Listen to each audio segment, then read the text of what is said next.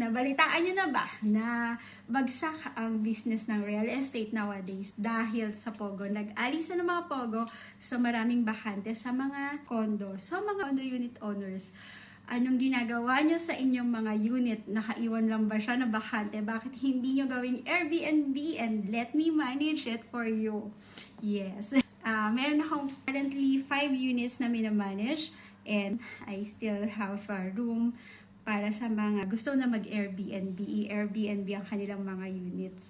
Message me sa La Vida Staycation and I will help you.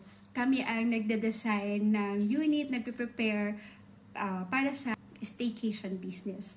Siyempre, kayo ang bibili ng mga gamitin doon.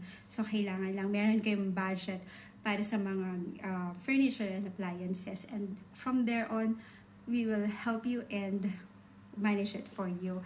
Why Airbnb? So, sa perks ng Airbnb, maaalagaan ng mga units nyo dahil kapag long term, hindi nyo nakikita kung ano na nangyayari sa mga units nyo. Kapag Airbnb, kapag pasok at paglabas ng guest, kailangan nakalinis na dahil importante ang kalinisan para sa mga guests na papasok at lalabas dahil iniingatan ng mga host ang mga reviews nila. At sa mga staycation business owners na kailangan ng maglilinis ng mga unit nila kapag lalabas sa mga guests. Meron din po ang Luminous Cleaning Company na mga cleaners na trained for staycation businesses.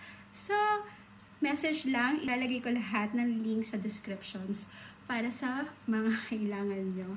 At dahil bagsak ang real estate ngayon, baka makabili kayo ng murang condo. Gusto nyo simulan ng mga staycation business nyo. Message nyo lang ako and I will connect you to my agent na binilhan ko ng aking Airbnb unit.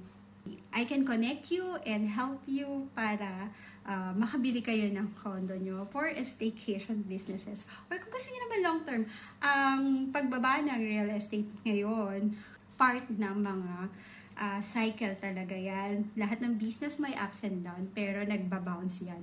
Isa ang real estate sa mga malakas ang bounce.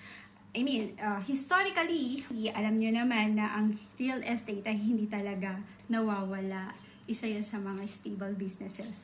Ako for me, personally, dahil bagsak ang mga condo, dahil sa oversupply, at kung may budget ka naman, this is the perfect timing para bumili ng condo. So, let me know and I will connect you to the agent na kilala ko para makapag-Airbnb business na din kayo. So, ano pang hinihintay nyo? Let me know and message me kung gusto nyo ng Airbnb and property management at call na for Luminous Cleaning Company kung gusto nyo at kailangan nyo na maglilinis ng mga units nyo. Bye!